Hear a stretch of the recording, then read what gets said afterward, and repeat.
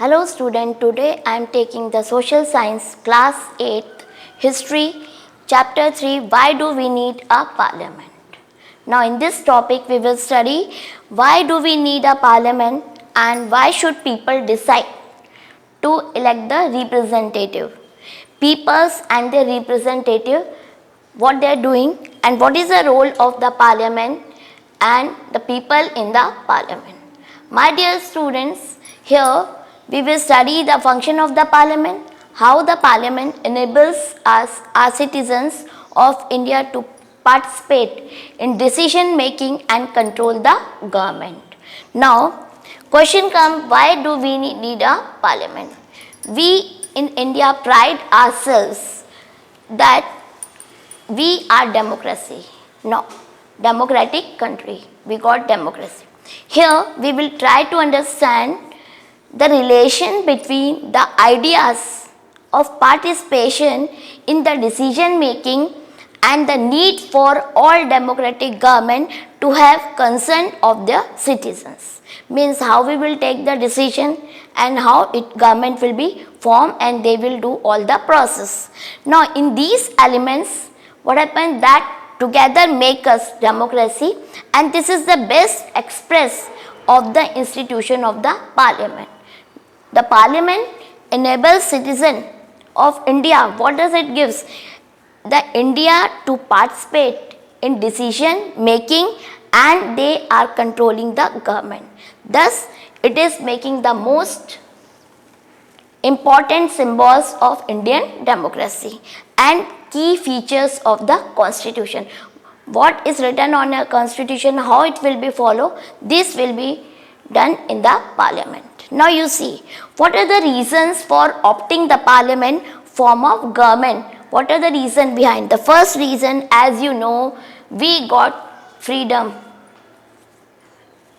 Now, after that being a British colony, during that time, India was influenced by the British parliament, parliamentary system of governance. Now, to give equal representation to the multiple religious peoples who are living in our country and they are having different linguistic groups, so they could elect their representative. That is why we had these parliamentary form of government. Third point, see that the executives being the responsible, question come, who is the responsible? Can follow all the process and all. So that is the executive. They are being responsible to the parliament to reduce the chance of dictatorship. Now, why should the people decide? The question comes, as you know, in our country, it is a democratic country. So we are having adult franchise. Our peoples, those who are getting the age 18 and above, they have right to vote. By this process, by the process of election, we are electing the representatives. And those who got the majority, they form the government in the parliament. So here see, why should the people decide? Because India is a democratic country and we know where the constitutions laid down the principle of universal adult franchise. Therefore, all adult citizens, they can vote, whose age is 18 and above. It is a decision of the people that create a democratic government and they decide about the functioning.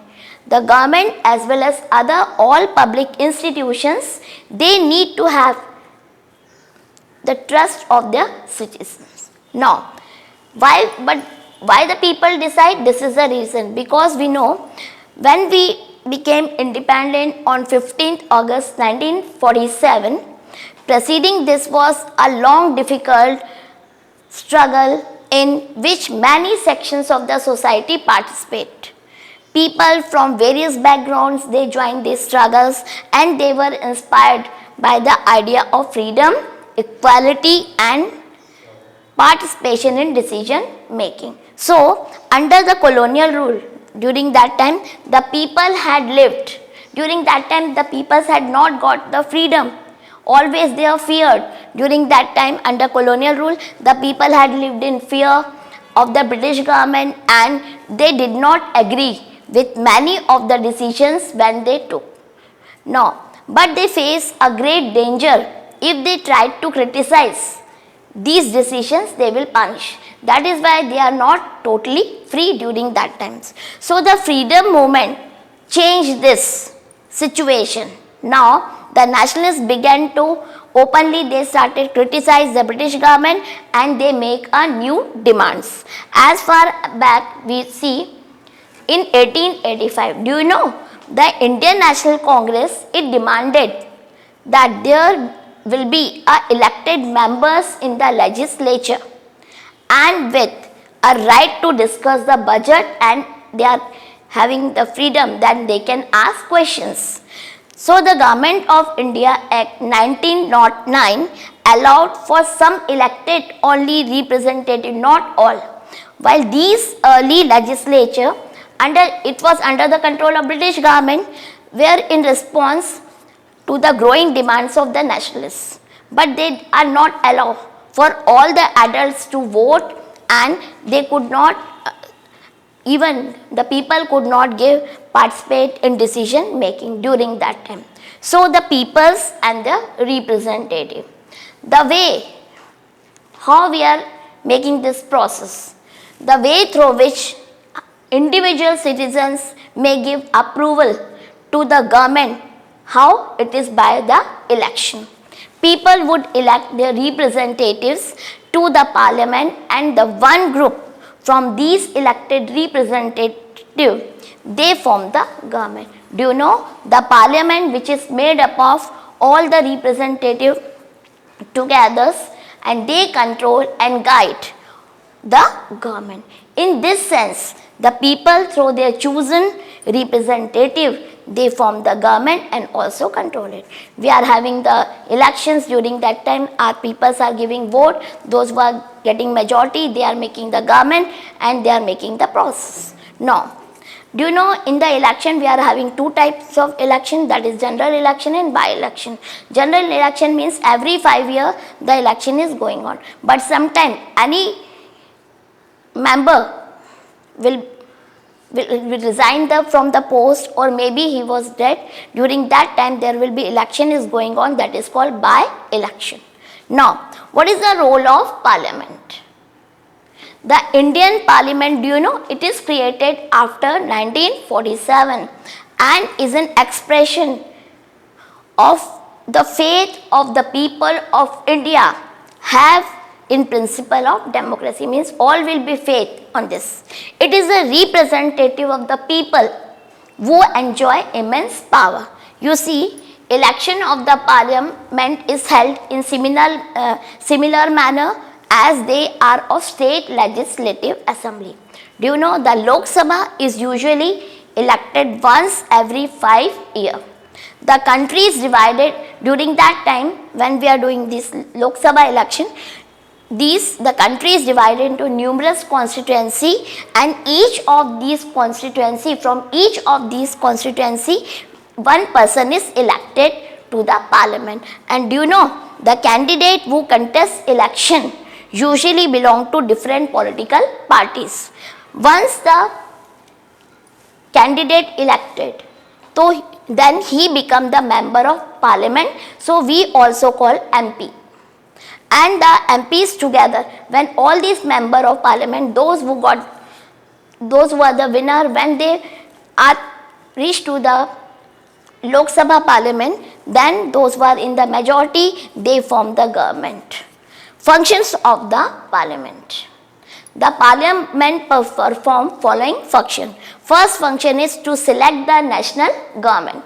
Do you know the Indian parliament consists of president, the two houses of the parliaments are there, Lok Sabha and the Rajya Sabha. The two houses of the parliament, they form union legislature. Lok Sabha. The Lok Sabha is called the House of the People, and this is because its members are elected by the people. That is why it is called. After the Lok Sabha election, a list is prepared and showing how many MPs belong to each political party. For a political party, they have to form a government and they must have majority of elected MPs is 270 members or more out of the total 543 total elected MPs. So those who are getting majority, they are getting chance to make the government. The President of India can appoint 2 members from the Anglo-Indian community if he feels that community is not adequately represented. Next point, the opposition party were in the minority but they are elected. Now in the parliament is formed by all the political parties that oppose the majority party or the coalition, and they form the largest among that party is called opposition party. Next, see, one of the most important function of the Lok Sabha is to select the executives. Now, the executive is a group of the person who work together to implement the laws and made by the parliament. Next, the Prime Minister. Do you know the Prime Minister of India is the leader of ruling party in the Lok Sabha from the MPs who belong to his or her party. The Prime Minister selects the minister who work with his or her to implement the decision. Do you know these ministers then take the charges of the different areas of the government functioning, such as education department, finance, health, etc. Now, when it is difficult for a single party, other point, see, when it is difficult for a single party to get majority to form the government, so what happened during that time? Then they joined together with different political parties together who are interested in similar concern, and they form the government. Do you know that type of government is known as coalition government? Do you know why the coalition government is good? Because different parties, peoples are coming together and they are having different views, so they will take a good decision. Next, the member of the parliament, they elect the presiding officers of the speaker of the Lok Sabha and from among themselves, and the speaker is chosen from the ruling party. And what is the responsibility? He is expected to act an impartial manner, and the speaker, he supervises the proceeding and maintains the order in the house. So these are the functions of Lok Sabha. Now you see the Rajya Sabha. Do you know the Council of the States or the Rajya Sabha is the upper house of the parliament. The Rajya Sabha functions primarily as the representatives of the states of India in the parliament. There can be maximum of 250 members in the Rajya Sabha, out of which 233 members represents the state and the union territories, and 12 members, they are nominated by the president. Do you know the member of the state legislative assemblies elect the members of the Rajya Sabha? The vice president is the presiding officer, or we call the chairman of the Rajya Sabha. Now, the member of the Rajya Sabha is elected for a term of 6 years, and what about the Lok Sabha? It is for 5 years. Remember that. Now, 1/3 of the members are retired every 2 years from the Rajya Sabha. The Rajya Sabha is not a subject of dissolution, it is a permanent. Therefore, it is also called a permanent body. Which body is called permanent body? That is Rajya Sabha. Remember it. Maybe this type of questions comes in the objectives or very short answer. It can also initiate the legislation of its own, and a bill required to pass through the Rajya Sabha in order to become a law. Do you know? This house does play a very important role of reviewing and altering the laws which is initiated by the Lok Sabha. That is the main function of parliament. Now, next point is to control, guide and inform the government. How? Who is controlling? Who is guiding? How we inform the government? See, do you know how this will be processes going on? A session of the parliament begin with a question hour, the period during which the house meets to conduct its business, that is we call at session. Do you know our constitution empowers the president to summon each of the houses. The parliament, according to our constitution, it is written that they must meet at least twice a year. There should be no gap more than 6 months between the two sessions in the parliament. The question hour is very important process. Here, the question asks, it is an important mechanisms through which MPs can elicit, means react, information about the working of the government. In this way, they are watching what the government is doing. Next point, see.